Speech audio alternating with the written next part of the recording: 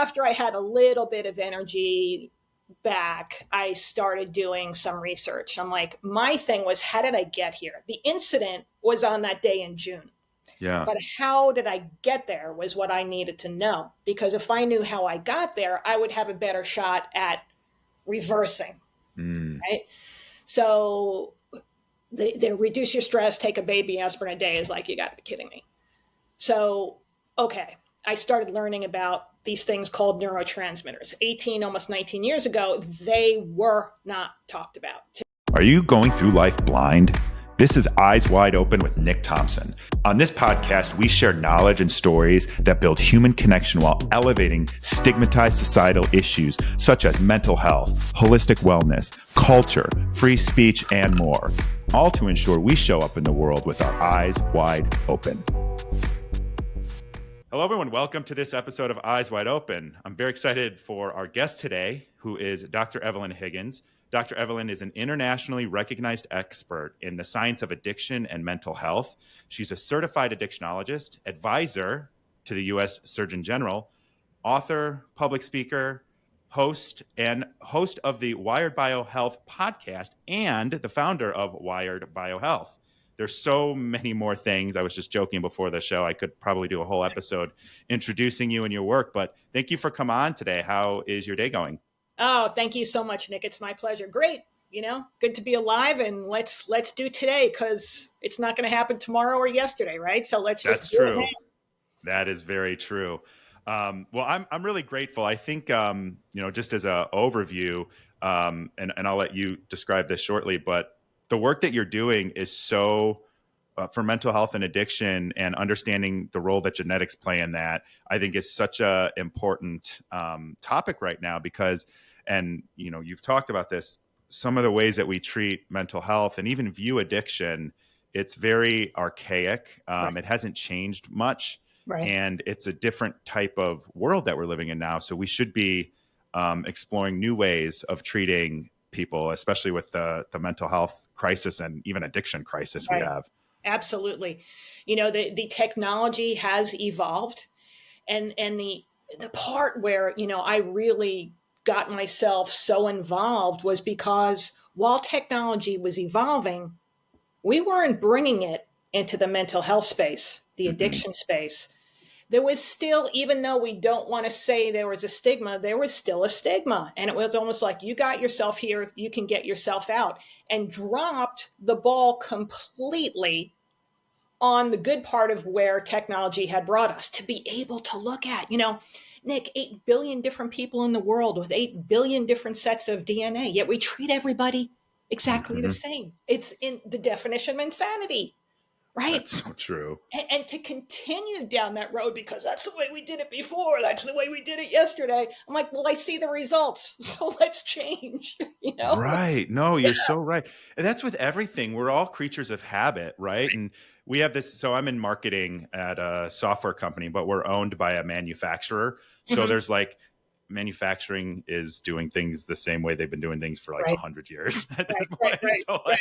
But I have this adage where it's like, just because you've always done it that way doesn't mean that's the best way to do it. And I think that applies to everything. We get very set in our ways as a human species, and we're just creatures of habit at that point. Right. Everything in life, beyond, if you look at every different aspect of our lives, it's like, well, that's how I do it. Okay. Let's unpack that, let's dissect that. Well, why do you do it that way? Because I always did it that way, but why is the question, not the history of it, but why?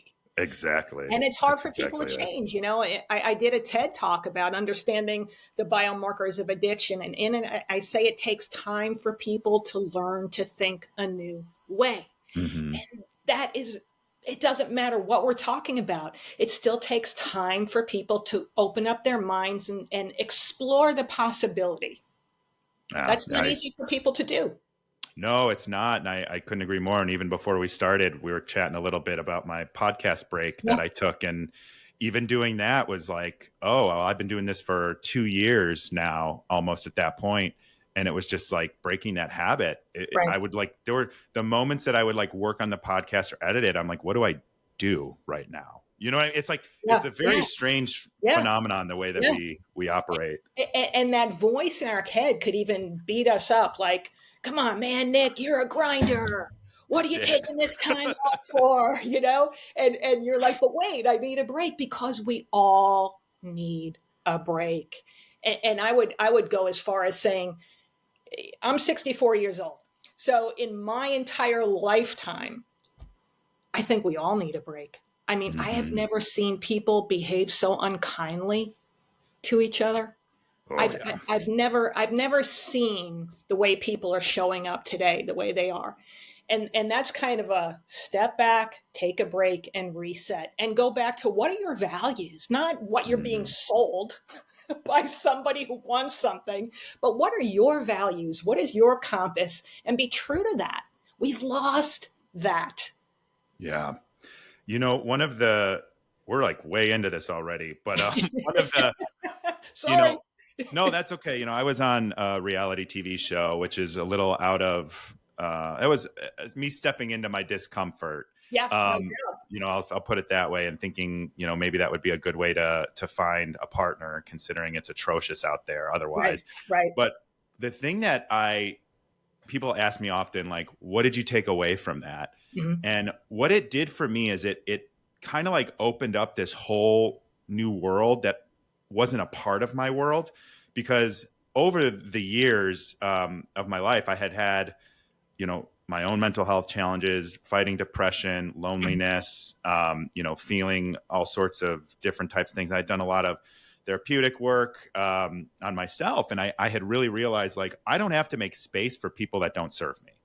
And I had closed my circle, and that's family, friends, like Yep, yep, boundaries, all that. And I had closed my circle to the point where, like, the people I interacted with on a day-to-day level, inside and outside of work and friends and family, I right. had closed my world to the point where it was like working for me. Yeah, And then when my life got opened up to the whole world, and the internet is a nasty, nasty place, and it gives people this playground to be cruel and yep, just spew their issues and traumas and yep, all over everybody. And it yep. opened up my whole world to be like, wow, there's a lot of people with mental health challenges out there. Because if you're Absolutely. being mean to someone on the internet, or you're speculating, or whatever it is, or applying your experience to something you saw on TV, like, it opened this world, and it kind of like changed my whole viewpoint of, like, wow, I may have made my world small enough that I didn't see this, but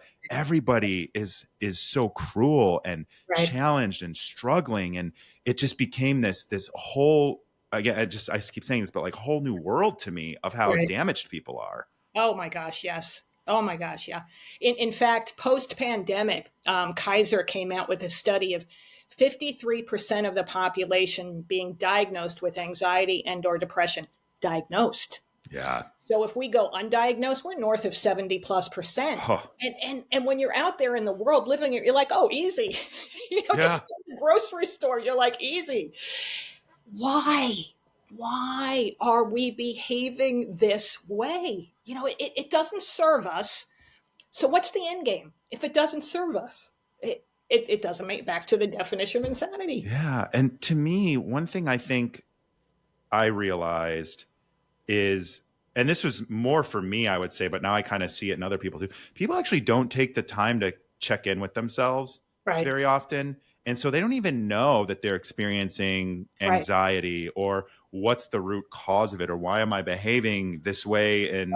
on the internet, or in my relationships, or in my friendships. And, you know, you really think, like, people don't have this simple skill of, like, checking in with themselves. Why am I feeling this way right now? And I always say this to people on the internet. I'm like, if you find yourself typing something mean in a comment or a DM to someone you don't know, or someone you know, but more likely to do it to someone you don't know, like, Mhm. you've got to stop and check in with yourself, Right. because you're feeling something. This isn't about them. This is something that's about you feeling. Exactly. And I don't think people can do that in general. I think they have a really hard time with that introspective look. And look at the good and bad of everything, right? Everything's got good and everything's got bad to it. What the negative part of social media has made us all live in comparison. right? Mm-hmm. And comparison is the thief of joy. And if that's how we're start our day with how come I'm not enough and someone else is doing this, they're not doing that. This is all made up stuff, It's right? They're curated. not living that way, but people believe it. And they're already starting out their day, may not even be out of their bed for the first time. And they're already behind the eight ball in their mind. So this comparison makes people spin their lives, put on this mask of destruction towards others as well as self-destruction. And it goes back to what end? It doesn't serve us. Just be you. Be the best Mm-hmm. you. And you'd be happier. The world would be happier. I know. I'm with you on that. I also think people, as you alluded earlier, and this is another thing that I had to like learn post reality TV or relearn almost, but like you Right. have to, if you know who you are and you know your values, which you mentioned a minute ago, Mm-hmm. like you shouldn't do anything without filtering it through your value system. Like, Right. so for me, it's like authenticity, integrity. Like, Right. if is this something that I'm going to be happy I did tomorrow in a week, or something I said, and if I can't like say, oh, I'm going to have integrity about this, and you can be wrong and that's okay, Sure. but like if this isn't authentic, if this isn't, and that's why I never like leaned into any influencer stuff, because I'm like, this is not real. Like Mm-hmm. it's like Right. it's curated content to make you, it's not even they're not doing it to make you feel this way, but it makes you feel like you're inadequate, or you start admiring people for these things, and that can also be, in my view, very self-deprecating and Absolutely. detrimental. Absolutely. Again, it's that comparison. Yeah, yeah, you're absolutely right. So well, we got came in hot, but maybe this is an answer, but I've been asking my guests lately, what's top of mind for you right now? Like, what's been on your mind, keeping you up at night, anything like that? Probably what we've just talked about, I and that's figured. maybe why it came in hot, because I just see people not living their life. And as a result of that, being unhappy and lacking joy in their own life when they're attempting to get that, but Mm, it's all from a non organic source. And you're the man so who's lived true. all this. You've done the reality TV thing. You've seen it. You experienced it already. Everybody is still on their experiment of this is going to get me what I want, whether it be, a love interest, whether it be a best friend, whether it be a new job because I'm making myself look like I'm this, whatever it is, it's not who you are. So it's never going to get you to the place you want to go to. And to me, that is such a simple thought, but not a popular thought. Do you think people just don't know how to be themselves? Because Yes, I I think agree. that's part of social media too. It kind of makes you, I guess it's comparison again, right? But it makes you lust or yearn for something that somebody else has, or you think. And I think people, like, again, with reality TV, they get a little jealous because they think they could have done it better, or they could have done it different, or they would have Right. taken it, yeah, like taken it on and been successful, or they deserve the, and it's cool in a way because it kind of like democratizes fame a little bit, Sure. but Yeah. still it also gives you like a different level of comparison, because we all look at movie stars in Hollywood as, right, wrong, or indifferent, as performers, and they're famous, and then you give it to a common person in reality TV, and I'm using these terms generically, but you give it to a common person in a reality TV experience, and all of a sudden it makes it look like it could be for everyone. Exactly. And if we want to look at, like, okay, the good part of it is, like you said, it's you got there. You got to experience it, right? Prior, that wouldn't happen for, Hmm. average guy whose uncle or somebody wasn't, at the network, that would have Yeah, never happened. So that allowed that to happen, which is really cool, right? yeah. But then what's the downside of that? Again, it goes back to that comparison thing. And then, like, the Monday morning football. Like, oh man, the game yesterday, he didn't do this, he didn't do that. I could, like, dude, you never even played high school. Come on, let's get real here. It's like, but it's part of the human condition. Let me tear somebody down to raise myself up, instead of saying, who am I? Am I showing up as my best self today? And then that eventually, because it's organic growth instead of boom, right, Yeah. is going to get you to the place you should be at. Right. And where do you want to be at? Because I've been in like leadership roles at work, like I have to coach people and help them. Like very few of them over the years have been like, I want to be this, or I want to do this, or I want this title, or I want to be in this kind of position. Most people don't know. Right. And it kind of gets you, not just in your job, but I think it's the same with relationships and it's partnerships and friendships. Right. And you got to know like your give and take and what you want out of it and what you need, especially in a relationship. Like I've known for several years now exactly what I need in a relationship for it to work. And it's three things. It's trust, stability, and quality time. Those are the things that I need. Yeah. And the rest, I think you can navigate if you respect each other. Right. So, but like a lot of people couldn't rattle those off like that. A lot of people couldn't rattle off, what they're looking for in their next career move, or what satisfies them, or what hobbies they do and why they do them. And I think it's a sad state to not know those things about yourself. Yeah. And then you wind up with, fundamentally, you're never getting what you want. And you're like, well, why is that? Because you're putting more time into, let's just say, scrolling, right, to keep on the same examples, than you are of, here's what I want in a partner. Mm-hmm. Here's what I want in a career. Here's the relationships that I want from my family or my friends. Never look at that, because it's just supposed to happen. Right. Without work. Yeah. Without work. Nothing. It's, the old adage, nothing worthwhile comes easy. It applies to everything. Yeah, you're absolutely right. And that's where you get your dopamine the healthy way as well. Exactly. From accomplishing things. Yeah, it can be as simple as completing a task. It can be as simple as, you know what? I said after last week I was going to start exercising. I wasn't going to wait until my New Year's resolution. We're in the last season of the year. I'm going to start it. I missed Monday. I'm going to start it today. I'm going to do it today. And you get out and do it. You feel so good about yourself. Then beyond that, because you got that dopamine spike, it gives you momentum for those other things, for those little hits. Keep hitting singles, keep going after the singles. It doesn't have to be a home run every time. And you feel good. That becomes the habit change, right?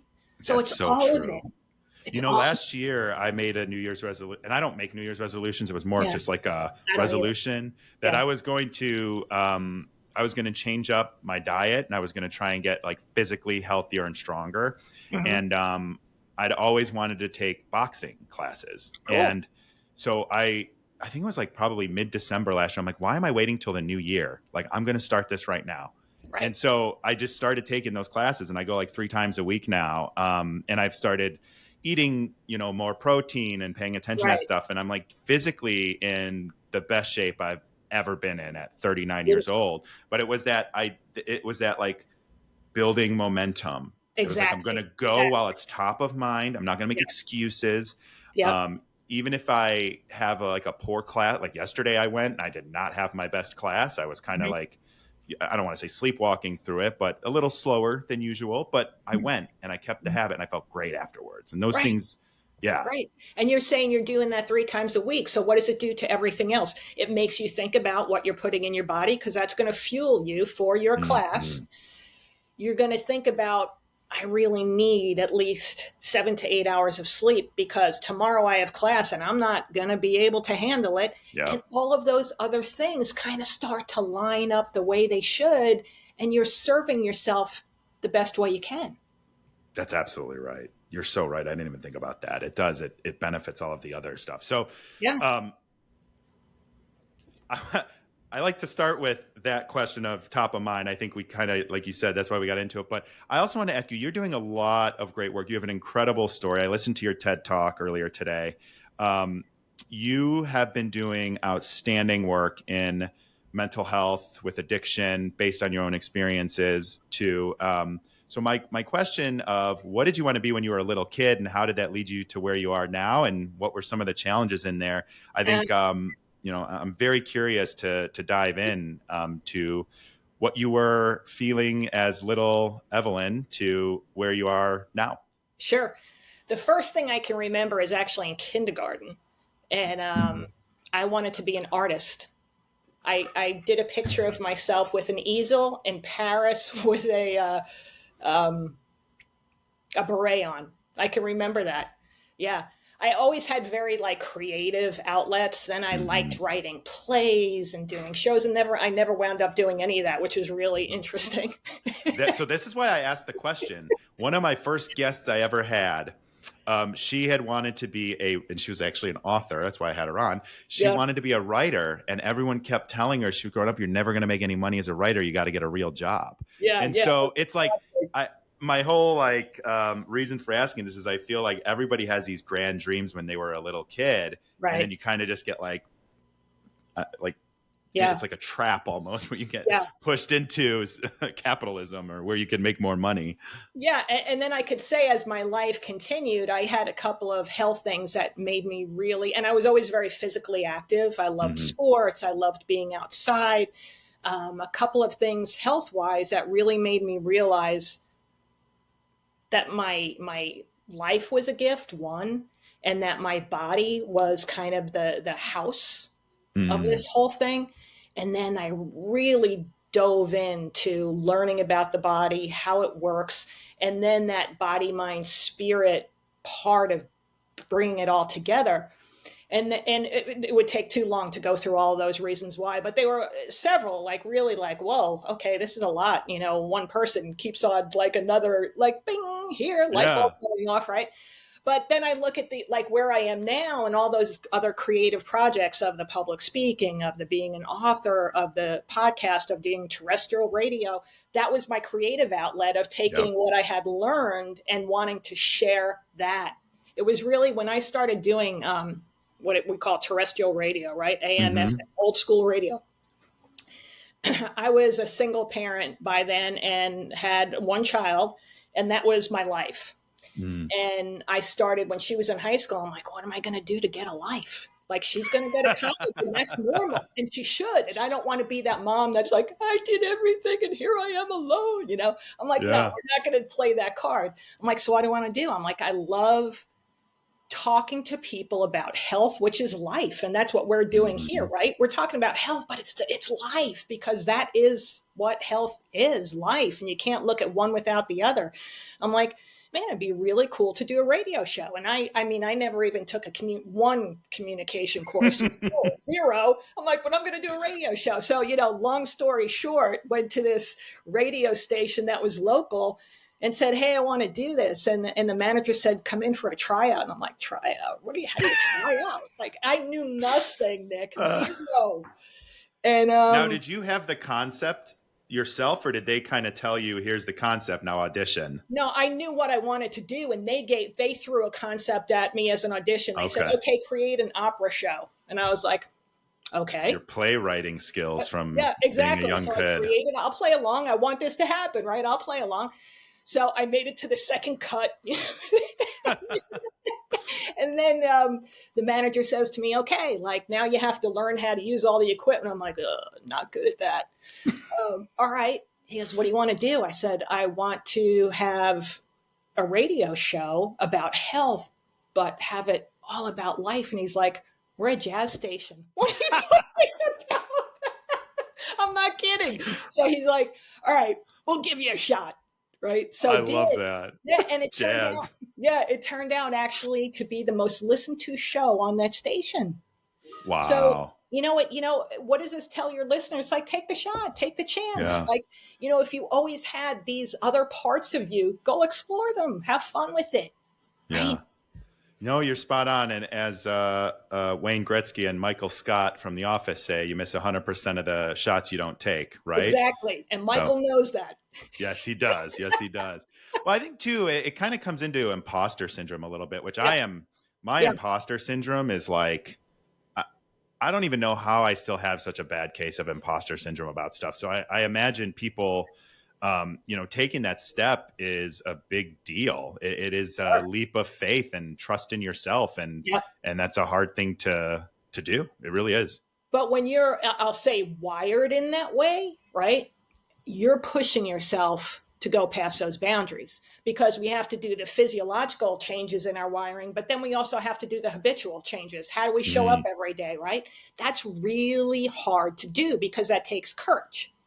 And courage is difficult. It's easier to yeah, talk about it and be the Monday morning quarterback, right? Than it is to put yourself in the arena and go and do it. And if you fail, you're willing to fail. But I mean, reality TV, you went there and said, I'm going to give it a shot. That's hard to do. And that's yeah. where all the people who have the negative comments that sit on the keyboard, because they would never have the courage to do that. Right. Well, and I think too, not to toot my own horn, but I just was kind of myself the whole time because I had the mindset of if this works, great. But I'm Right. also fine going home the first day if I don't Right. have any connection with anyone because it's like, why not? But just be yourself. Don't get caught up. That was what I kept telling myself. Like, don't Yep. get caught up, which is why I didn't really drink as much as some people did, and I was very, what's the word I'm looking for? Very aware of my decisions Right. and not getting crazy because cameras were around and Yeah. it's impressive too. It's like Hollywood. You walk in and you're like, holy, I don't think I belong here, kind Yeah. of thing. Yeah. Yeah. Yeah. But Yeah. but yeah, it is like people taking that leap of faith and trusting in themselves. And I don't know if this is true, but I remember reading this a while ago or hearing it that sometimes when people talk about what they want to do, you actually get like the same like chemical reaction to Yeah. doing it. And Yeah. so Dopamine. so I've like stopped when I'm doing something new or cool or exciting or a big project. I actually don't talk about it until Right. it's at a place where it may not be over the finish line, but it's coming to the finish line. Yep. And Yep. Yep. that's something I've like been doing for several years. That's been very helpful to actually get shit done. That's a great point, Nick, because then like the science behind that is that you've already gotten the dopamine spike. So you've told your mind, I completed this. Like Mm, somebody who's like what the most simple example would be like diet. You tell like you should have a support group, like you should have people that know what you're trying to do, but you're now telling everybody. And then it's as if you already did it when it's time to show up. And then we go to the downward spiral of the embarrassment. I didn't do it and all that kind of stuff. So that's yeah, a great point. that's really, and when I relate that back. I used to want to be a filmmaker. So you were writing plays. I was writing Yeah, screenplays cool. at like 13 years old. And I remember like I used to have the best ideas. Like I'm again tooting my own horn here, but like I would come up with really cool movie ideas. And Yeah, I would when I would talk about them before like outlining or writing them, I would not have any motivation to do it. And so when I first heard this a few years ago, I was like, oh my God, I was totally handicapping yep, myself with those ideas because I would talk so much about how they were going to play out and what it was going the characters and the story, and then I wouldn't have any energy left to do it. exactly. Exactly. Yeah, Yeah, you were already feeling the I got there, right? And it yeah, didn't happen. But yeah, it's a great point. Great point. yeah. So I want to ask. So you're through your company, your research and everything, you've really looked at genetics as a way to better understand addiction and other mental health conditions. Right. I want to. How did you first find yourself in that position where you're like, I want to look at this new technology or new technologies to help better understand and treat people for mental health because it isn't a one size fits all approach. And I've always, again, like I said this when I was younger, I was like, I'm just wired different than Right. like all of the conventional things that I was being told or prescribed or whatever. And I just remember thinking, I'm like, I just must be wired different. And Yep. so when I see this and it's like, well, we're all genetically different and the way things impact people varies on genetics, just more or less how you're wired. So how Yeah. did you realize that this was a space that you wanted to explore to help treat people with mental health conditions? Sure. Great question, Nick. 18, almost 19 years ago is when we started the R&D for what we do. That began with me having two TIAs or mini strokes, transient ischemic attacks. kind Oh of my look like I gosh. do now. Like on the outside, it'd be like, what? Like that doesn't add up, you know? But I was living a life of so much stress, so much go, go, go, the Mm, grind, you know? yeah. And like I have to. And was it justified? Yeah, all of it. I could sit there and justify every single thing. It doesn't change the outcome, so it doesn't matter. That's a great point. And it was after the second one, I had had one like 10 days prior. The second one, my office manager says to me, Doc, you're having a stroke. And I responded, I know. Like, oh, Oh my gosh, you knew? like what are So you? what type of stroke is that? Transient ischemic attack is what they call a mini stroke. Okay. So you most of the time come back to almost all of your faculties after time. Okay. But for the second one, when this happened, her husband was an EMT. She's like, I'm calling Andy. I'm going to call an ambulance. I said, just drive me. At that time, I could still speak. And I said, just drive me. By the time we got to the hospital, I couldn't walk and I couldn't speak. Oh my And this was the gosh. second one. So after hours and hours of a diagnostic workup, the ER doc says to me, so you've had a TIA, a transient ischemic attack. It's what we call a mini stroke, la, la, la. And he talks about all of it.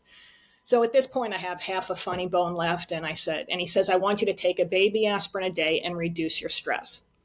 I So love that. half a funny The bone stress left. reduction. Oh, I didn't know that. You're already there. So I said, Doc, slow down. I need to write this down. And I get a pen. I'm like, reduce stress. I'm like, how do you do that? Right? Yeah, it's like easy.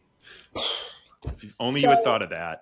yeah, exactly. So I took 3 weeks off of work. I had never done that. Right. Mm, As we were talking earlier, yeah. it's like, what are you doing?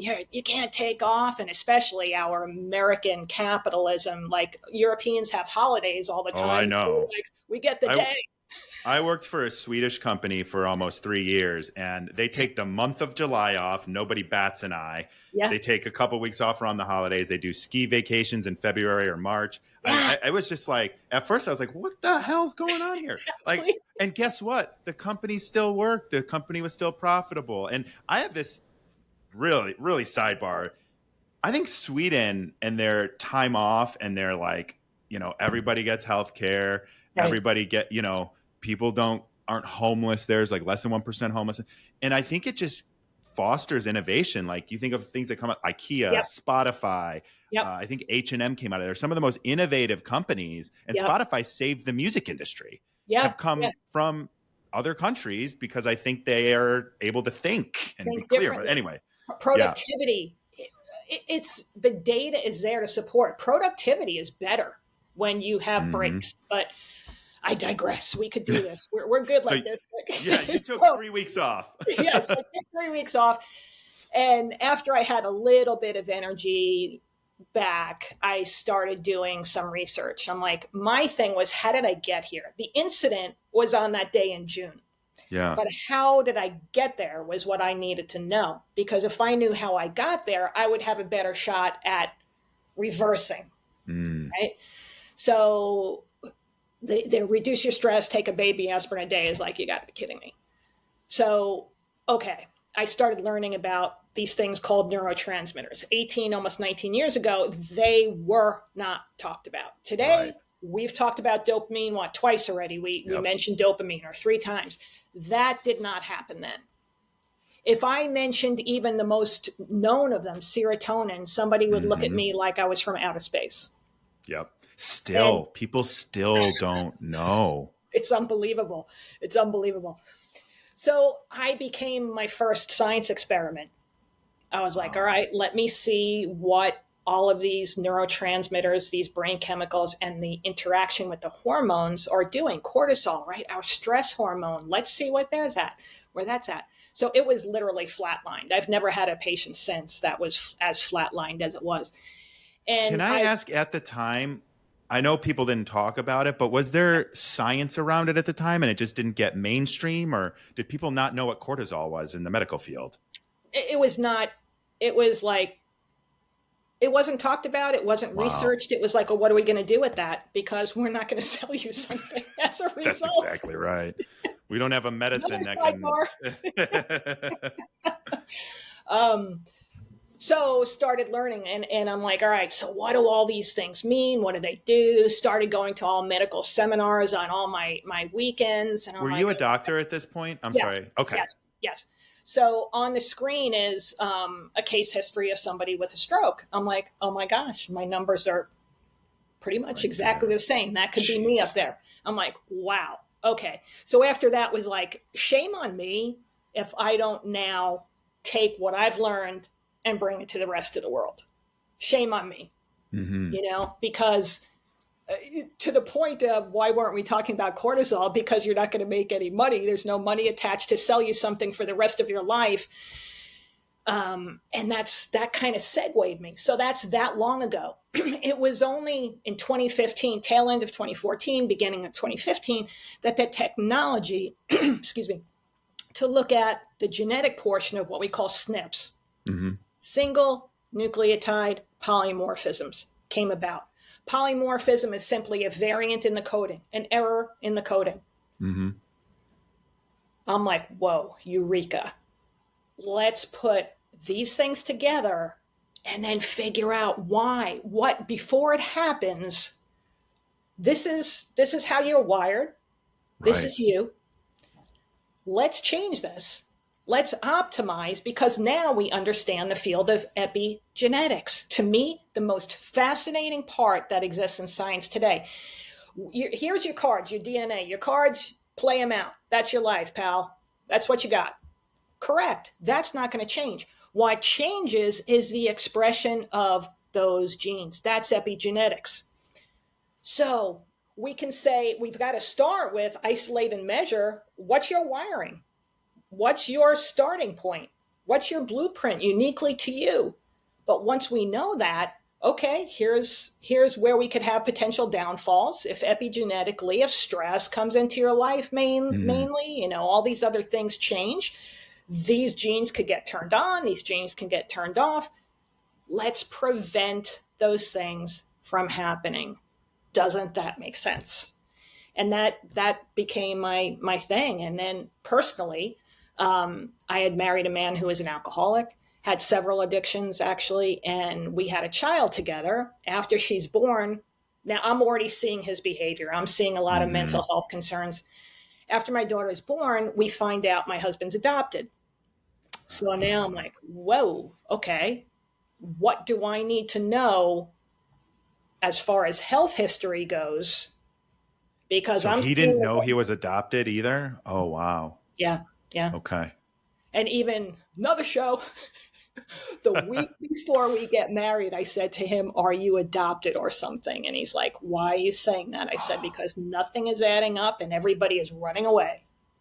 And I'm like, Wow. cool if you are, two more people to invite. It Yeah, wasn't, that's a beautiful thing that people do, but you I can't agree. lie to someone about it. I I feel like when you're a young kid, like there's reasons that maybe you don't, but at some point you got to tell Right, an adult, right? right. Like, Yeah, big time, big time. especially if they're struggling with something that is not adding up. Well, let's look at fast forward to the mental health piece and the addictions of what we do. It's like when I have a kid, that parent comes to us, let's do this. I'm like, okay, you're 12 years old, 13 years old. Your buddies are going to start saying after school, let's do this. You can't dabble. Other kids Mm, are going to be able to go in and out, dabble, no sweat. You can't dabble. mm, It is going to be different for you. yep. Right, and you need to know that, just like anyone today, a woman would need to know, do you have the BRCA gene? You have choices to make. You should know that information. This shouldn't be any different, especially when I talk about the numbers that I said, 53% diagnosed. You should know that. Yeah. You may know it in your behavior, whether it's all internally, you're beating yourself up of like, why do I act that way? Why did I? But no one else sees it. Everybody else sees Yeah. it. Right. But you should know that, because then it's better than just knowing it is, what can we do about it? Right. Let's change the narrative. So, what are some of the trends in genetics that lead to maybe some, anxiety or addiction things people should look for. And again, like this genetic testing stuff, I think we might not have been filming yet, but I just learned about it a couple years ago. And Yeah, so it's really interesting to me that it's not mainstream when we're looking at not even just for mental health, but just general conditions that sure. people experience across Right. their health. Exactly. Exactly. I'll just take one of the genes that we look at, the GAD1 gene, glutamic acid decarboxylase. The job of that gene is to take glutamic acid, which is a stimulant neurotransmitter, and convert it to GABA, which is a calming neurotransmitter. If we have a polymorphism, or both genes are a polymorphism, both in the pair are what we call a homozygous versus a heterozygous, one error heterozygous, two errors homozygous. So if we've got that and we're already seeing our behavior of, man, you know what? I can't reverse those feelings. I can't get out of that. I'm just doubling down on what just happened to me. And somebody's like, let it go. Yeah. I can't let it go. I'm still in it, because you're not converting. If you never convert from the stimulant to the calming, you're living a life of high anxiety. That's a hard life. Yeah. So we identify that. All right, what do we need to do, given all these biochemical pathways of everything else that we look at too? What do we need to do to get the end result optimized? And that's the work that we do. First, we isolate and identify what's happening, but more even than that is like, okay, what do we do to make the changes? That's just one example. And the amount of anxiety that you see today is beyond. And then you look at, okay, epigenetically, back to social media, right? If you're already wired that way, and every day is I'm not enough coming at you, eventually you will crash. Yeah.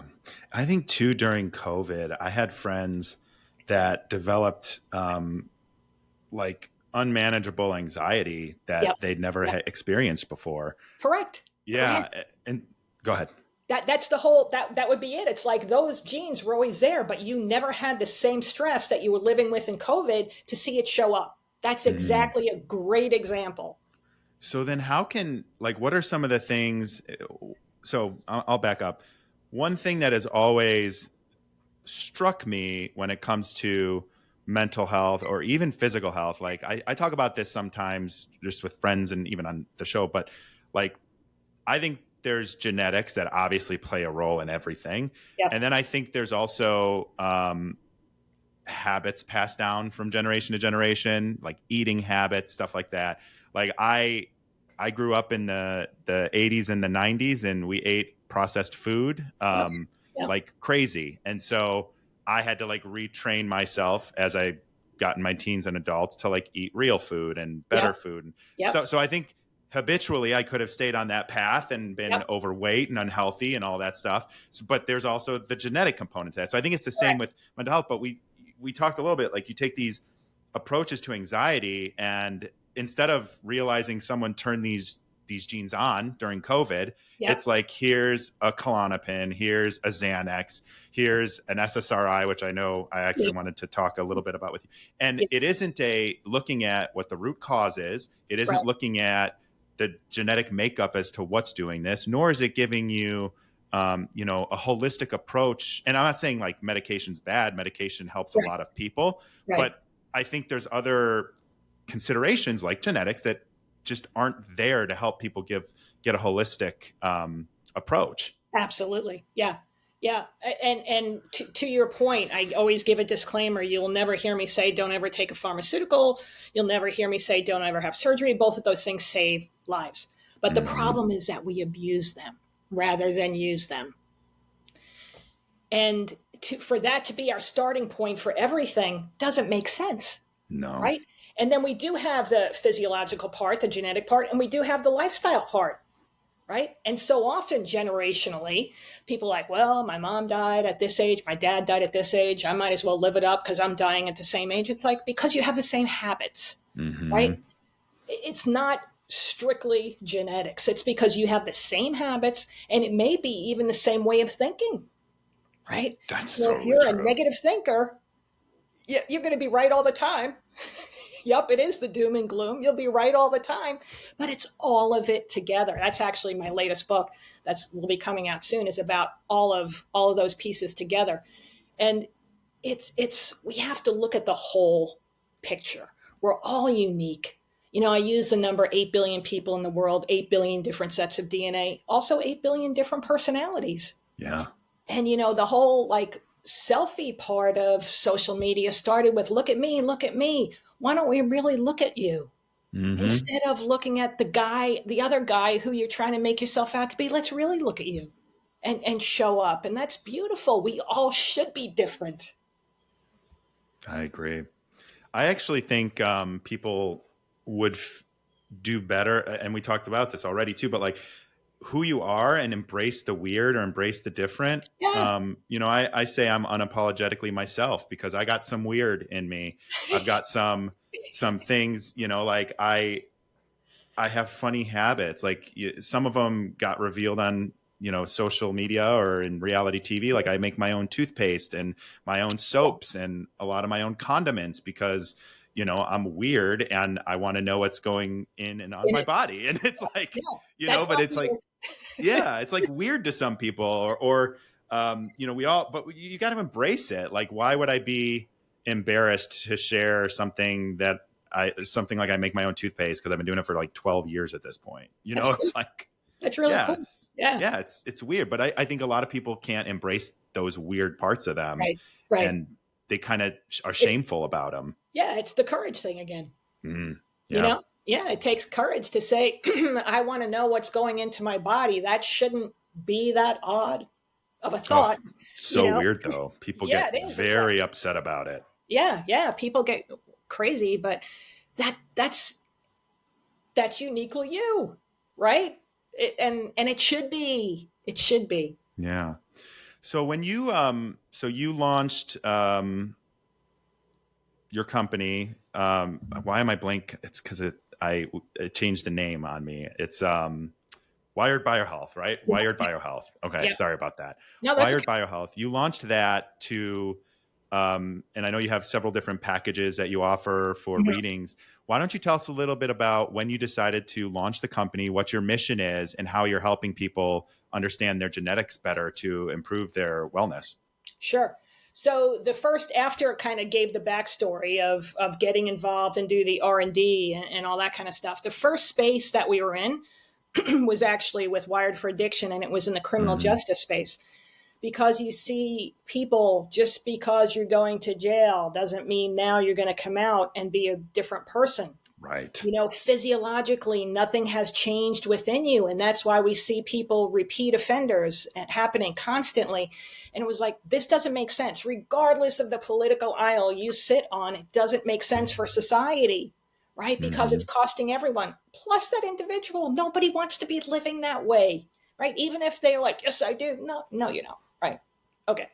So that's where we started. And that was really met very well. And actually judges loved getting this information about someone because it gave them a different way to have there should be sentencing. You've done something wrong. Society doesn't work that way. There are judges of society, right? It doesn't work that way. So here's your penalty.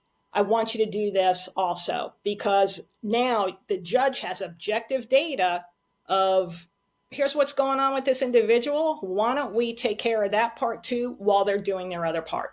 And then that grew into people of like, okay, so a big part of that was with different types of addictions, be it alcohol, drugs, sex, food, gambling, all of them, what we call process addictions, all of it, because it's all from the same reasons. And then figuring out, once someone gets to the point of addiction where you have to bring something from the outside in to change your resting state, we've got something wrong going on foundationally, right? Hence the dual diagnosis. But what is that something? And moreover, to this point, Nick, everybody's got something. Nobody's got perfect, like, look at me, I can hang this one up on the refrigerator. Take a look, Nobody's got that, right?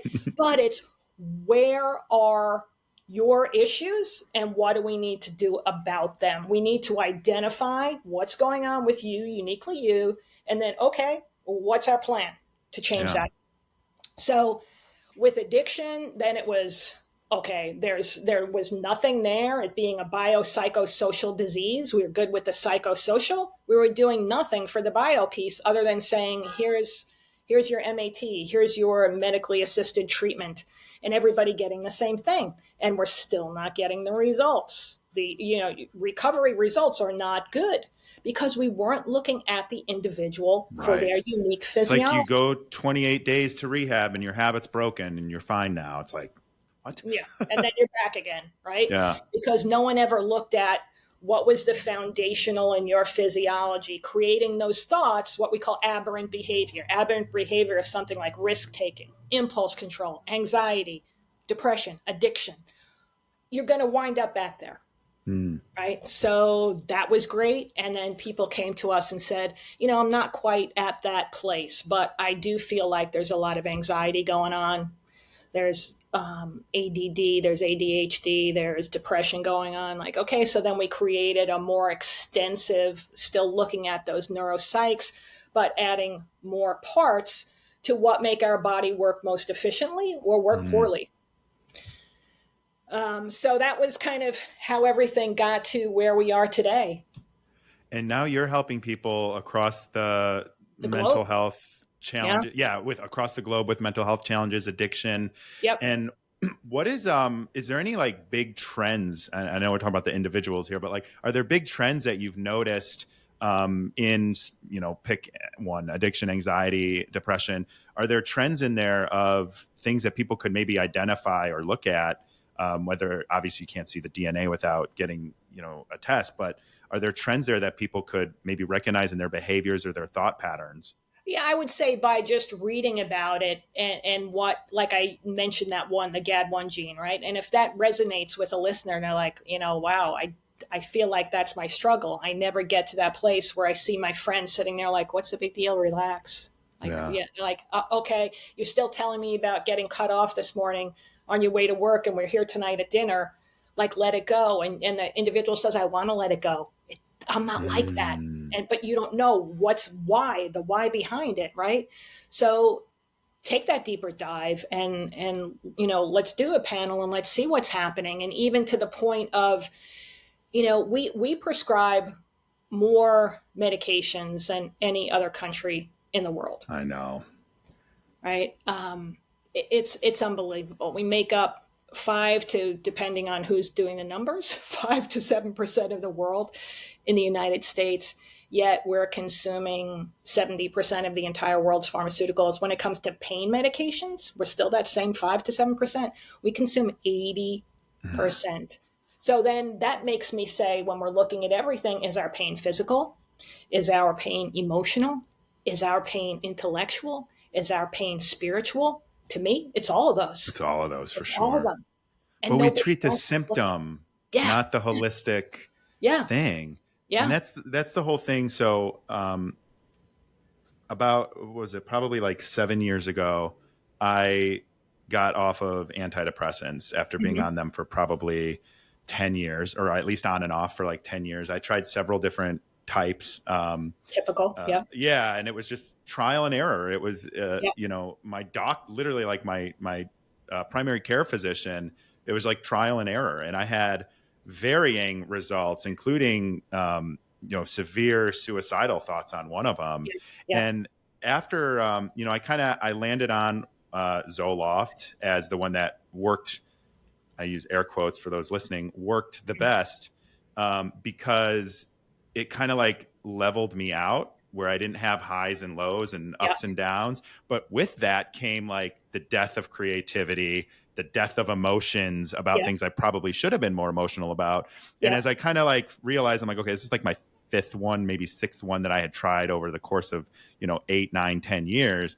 And I was just like, you know what? I just don't think these are going to work for me. And so as I kind of learned more about myself and holistic health and, what's really going on inside instead of just masking the symptom, it was really, it kind of like started opening my eyes to this, that, we just are like a society here, especially in the States. Like we just want a pill to fix everything. We're kind of trained that way with pharmaceutical advertising and all of this stuff. And instead of addressing root causes and doing a holistic approach to mental and physical wellness, we're just looking for a pill. Yep. And we are trained that way. We are trained to think that way. When I say to people, there's not a single pharmaceutical within a single cell in our body. Yet that's our answer to everything. Point. That's our answer to everything. And again, I'm not anti-pharmaceutical, but let's start with what makes sense, right? So to your point about that's a typical story that we hear of somebody on SSRIs. And moreover, we'll do a lab panel and been like, you've been on XYZ SSRI for the past 15 years and your serotonin is still in the tank. It never worked for you. So your liver, your kidneys, your bladder all had to work harder to get rid of this out of your body. And it didn't, if it worked, we'd say the trade-off is good. I operate better. My life is better. I'm going to keep at it. That makes sense. But when it's not, why do we keep doing it? Again, third time back to the definition of insanity, right? So that's the typical, try this one, didn't get any good results. All right, let's double it. Let's see where we go when we double it. Then it's like, all right, you know what? That didn't work. Let's switch to this one. Let's half it. Let's add Abilify. I remember those ads. Let's double down. If your antidepressant isn't enough, add Abilify to it. It's like, what? Right. Yeah, let's double down and bring in another. And it's had we taken a deeper dive and did labs on you, we'd see that common term is a searching, that you've got a polymorphism in the searching, and an SSRI was never going to be effective for you to begin with. So we would have had to figure out way back what's a different way within the biochemical pathways to reach that end point, because that's never going to work. What does that do to somebody when you've been on an SSRI for a year, for years, for decades, which they were never meant to be on decades. They were meant for short-term acute situations. And your doctor starts telling you this works on everybody else. This is supposed to work. It's you. Whoa. Once again, comparison. Yeah. What that does to somebody. I can't tell you, Nick, the amount of people that actually cry when we go over results and their tears of joy, because they're like, everything you said is what I have felt my entire life, and I feel validated for the first time. It's who you are. Yeah. Literally, it is who you are as an individual. Who you are. Yeah. Now you're making me want to do this. I actually already wanted to do some let's do it. Let's do it. Yeah, the home lab tests. I think when we talk about genetics and the role they play and I think we're better at it probably in physical health right now than mental health. Yeah. The way it can influence your energy, your mood, your sleep, your whatever, right? Your addictions. And I think we all probably have addictions to certain things. Right. What would you say to someone who's, let's say interested, and I guess I don't even know, does insurance cover this? Like if someone wanted to go down the path of doing wired biohealth and getting a test and working with you, how would they go about that? Sure. All of that. Yeah. So first question, does insurance cover it? Not yet. Not yet. Like you go back to I use the example of the Brachygene. When that first came on the scene, insurance didn't cover it yet either. That seems barbaric, but it's how the industry works. We had the largest insurance provider in the country come to us to ask us to do a pilot program because they know the efficacy of what we're doing. They want it to be covered. So insurance companies don't come to providers and say, hey, let's do this together because what you're doing is good. That doesn't happen. Yeah, it does. Like what? I just had a doctor who specializes in stem cell therapy. We recorded a couple of weeks ago, and it's so funny because he's like, there's studies in France all over the world showing the efficacy of stem cell for rejuvenation. And he's like, in here, we're just like 10 years behind, and the insurance companies won't touch it, and doctors won't even recommend it. It's just crazy because we're run by pharma and insurance companies. And the model is not to attain health. The model of our healthcare system really removes the word health. Yeah. It's a system. Take the word health out. Yep.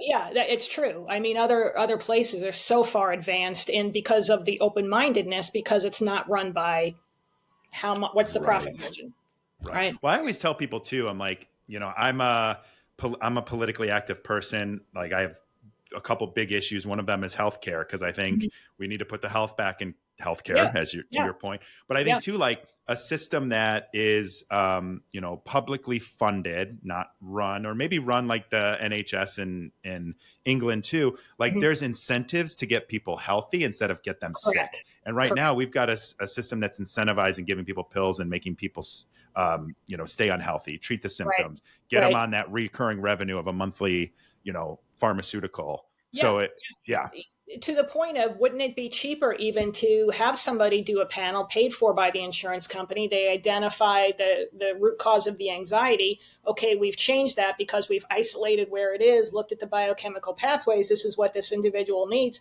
The cost is going to be this compared to hmm this, but they're just looking at their tenure in the position for the profit margin for them, period. yeah, End of story. and not the long term Not at, healthiness of the people of this country not either. at all. That's just reality, right? Yeah, Um, to your point though, how would somebody go about it? So that's the health insurance part. My goal is to see that happen. hmm But as of right now, someone would come to us, either our phone number or the website wiredbiohealth.com, and go on there. Even we offer our consultants, our clinicians will do a 15-minute complimentary, just like, what's going on with you, what have you done so far, is this something for you, or point you in a different direction. And let's find out. Let's yeah, find out what's going on with you, and what it would take to get you to the other side of everything. It doesn't make sense to stay in the place of knowing the discomfort on every level of your life, but doing nothing to change the outcome of that, when there are things now available. yeah. The implementation, and one of the things I think is super cool happening right now, and would you consider this neuroscience? Mm-hmm. Okay, Yep. okay. I thought so, but I didn't want to make the assumption without having the expert weigh in. But Mm-hmm. I had a neuroscientist on my podcast probably about a year and a half ago, and one of the things that I got after talking to him, and we broke down, he calls it dose: dopamine, oxytocin, serotonin, and endorphins. Yeah. Right? Yeah, Yeah. yeah. And so he was kind of breaking down the role of each of those four chemicals in neuroscience and how we function, all that stuff. And so it kind of got me thinking, like, wow, we're really at this like intersection, I think, as a population of neuroscience and mental health, from like a traditional talk therapy, Yep. psychiatry, Yep. and really like understanding this kind of stuff and the why things are happening, Correct. and understanding that there's like physiological things we can do to improve our life experience. I Right. think we're at this intersection right now, and it's so important to inform people, because I can guarantee you most of the people who deal, you know this better than me, but deal with mental health issues or addiction issues or whatever that might be, like a lot of them don't know that there's more out there than Yeah. talk therapy or, Yeah. Yeah. medication. Right, right. And we're all for those other parts of it, right? You have to do the talk therapy. You need the medication. That should be a no-brainer. But we have to have this as our starting point, Yeah. right? So we know, and we've identified. We work with therapists, we work with counselors, psychologists, psychiatrists. Of, okay, let's get this piece to it, and then keep doing everything else you're doing. But let's Yeah. get this piece, so we've identified it. And what does it do when you're in therapy? You start thinking differently. You can take that information being given to you, instead of every week sitting there like, yeah, that might work for you, but it'll never work for me. All of a sudden being like, you know what? Yeah, I'm going to try that this week. You're right. Yeah. Well, imagine, I'm thinking to myself, like, it took me years to figure out some of my patterns and reframe the way I think about stuff. And it's like, imagine going in knowing what took you years to realize and identify as a pattern, that there's like a physiological reason that you're doing Right. that. And you're like starting at the 50-yard line instead of the Exactly. 10-yard line. Exactly. It's like, let's get there faster, because we all have the same goal: for you to be living your life most advantageous to you, right? So it's going to get you there faster. And, Yeah. we all also derail in our lives. No one's just singing along, like everything's great, like stuff happens. I What do think you mean? life is all derailments. You're never on the straight Yes. path you think you're on. Yeah. Yeah. Yeah. And it's like, okay, that makes sense. Why I'm sitting in this place. Let me get back on. I know that. Like, let's go. Yeah. The other thing I like about this, and I know we're coming up on time. I want to be respectful of your time. Um, I think what's interesting about this is we're with the neuroscience, the mental health. Everybody's talking more about mental health. I think we're doing a great job as a society of removing stigmas. But what Right. I also notice happening, and I have a friend who's a psychologist, and she's actually writing a book about this. We're throwing around a lot of mental health terms that should be reserved for doctors doing diagnoses, and we're throwing every X as a narcissist, I was just going to go there. Yep. yeah, all of that stuff right there. So I feel like we're at this point now where we have these diagnoses, we're self-diagnosing, we're throwing things out at other people. How I feel like this conversation of like, let's find out the genetics behind it, the physiology behind it, and that is like a much more productive way for us to destigmatize mental health and normalize it. Absolutely, to normalize it, because it should be like every other part of your health. If somebody has diabetes, we don't say, why are you so weak? Just don't eat that. Right. Right. But in mental health, it's like a whole different ball game. Like, stop doing that. Like, person probably wishes they could. They Oh, don't know that's how to so get true. there. Right. So yes, it's a big part of reducing that stigma. It's a big part of reducing the shame. It's a big part of saying we're all human and we've all got something. Let's figure out what our something is and finally embrace that part that we, just do the like, look at me. Let's really embrace looking at you. Right. Mm-hmm. Yeah, I love that. Before I give you a chance to ask me anything, where can, not where, what would you say if you had to sum it up? Like, you look back on all the work you've done, which is just amazing work. And what would you want your legacy or the work you're doing to like leave behind for people?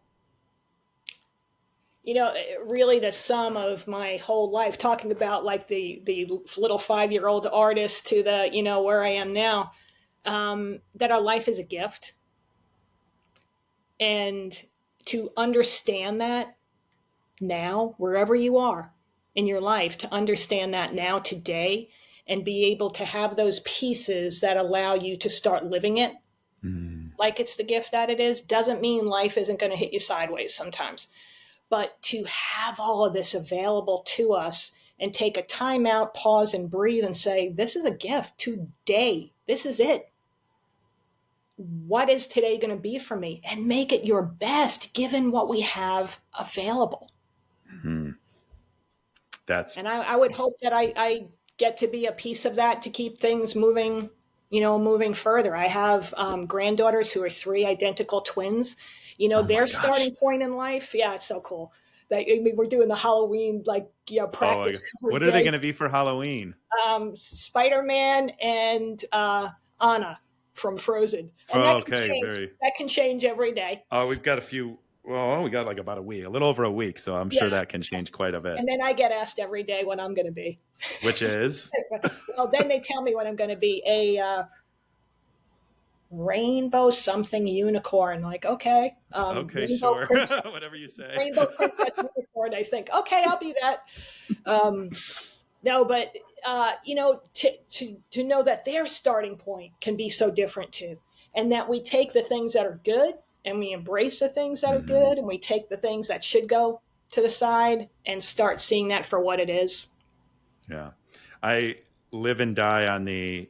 Is this serving me? If it Right. isn't, I have to figure out how to get Yep. rid of it. That's Yep. people. That's jobs. Yeah. That's tasks. That's whatever. Yeah. And you started the show by kind of saying that you've trimmed your life, and then it was like, whoa, this is pretty small, but you have to trim the fat before you Hmm. start saying, where do I want to expand? Exactly. Right. Exactly. No, very well said. Um, I'm going to give you a chance to ask me anything. I feel like we've had a good back and forth, though. But Yeah. is there No, anything you want it's to great. ask me? Well, I would ask you, like, this podcast, the work that you do is phenomenal, because Thank you. for a lot of people, this is the only way they're going to hear these kind of things. So it's so important, and it does take a lot.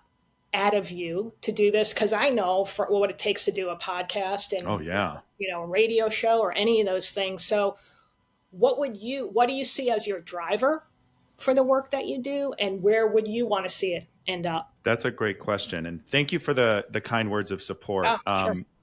I I struggled with my mental health from the time I was about 5 years old. I can remember, and I didn't know at the time. I just thought, who knew? Who I didn't think anything. I was five, but like I just Right. remember as I started to learn in high school about anxiety and depression and stuff. I was like, oh my god, I felt this way my whole life, pretty much. Like I can remember these feelings of like isolation and all that stuff, and um, I hid it really until about 8 years ago. Yeah. I never told anyone.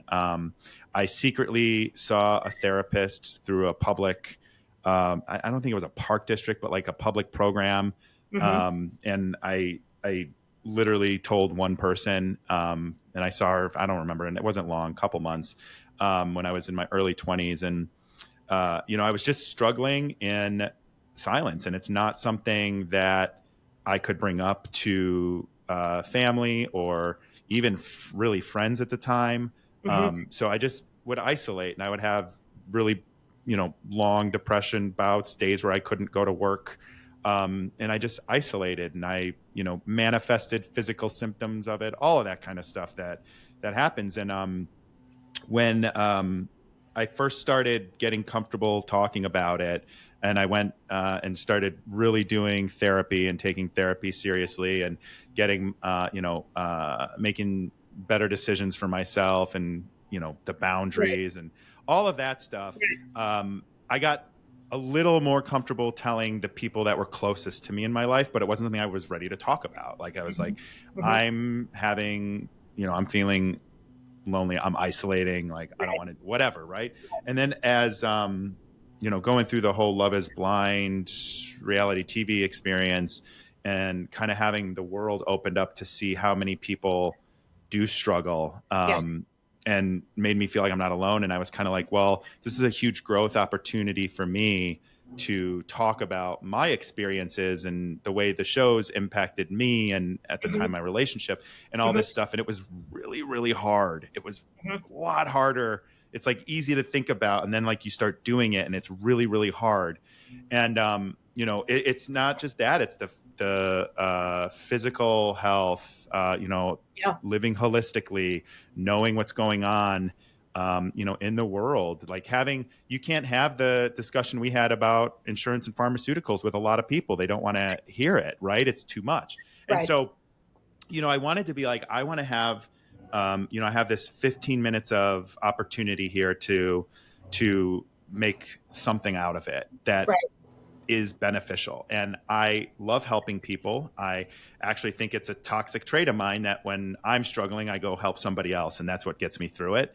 And Yeah. so I felt like, well, if I can have these conversations that I want to be having about mental health, physical health, sometimes it's politics, it's whatever's top of mind for me at Hmm. that time, like someone else is thinking about it too, someone Yeah. else needs to hear it.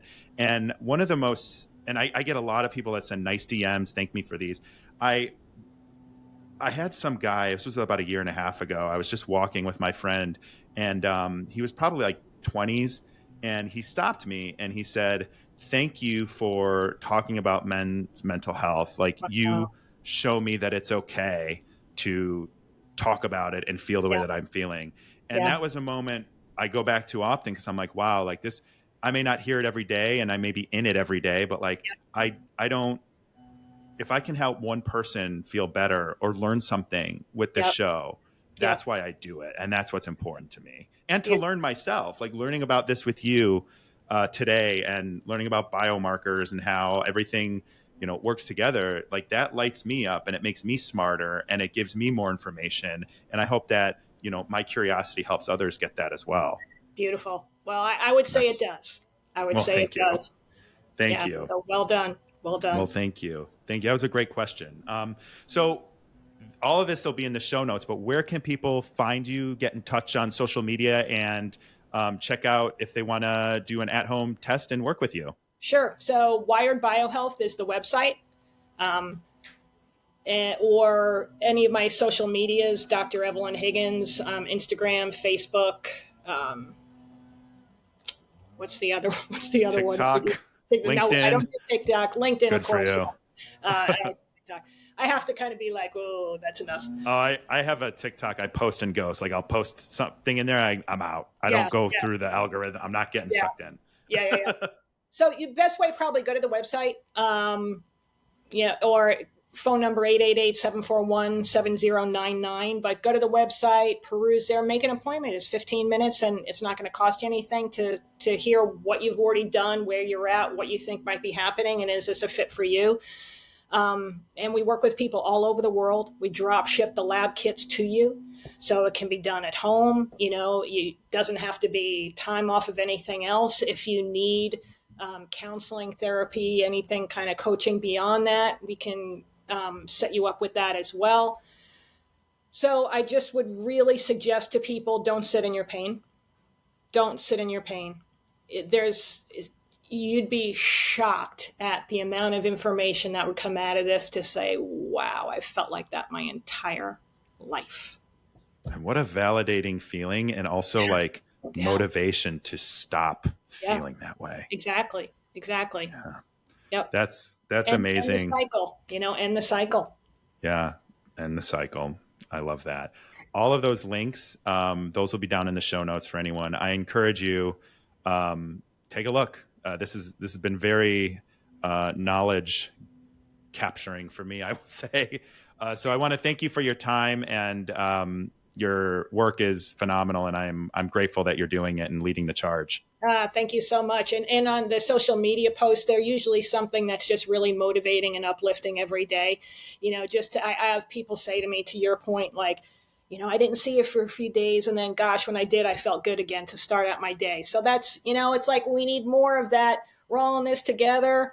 The human experience, nobody gets away without having it. No.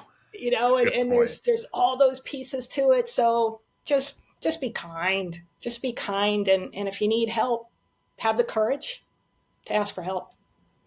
I couldn't have said it better myself. That was great.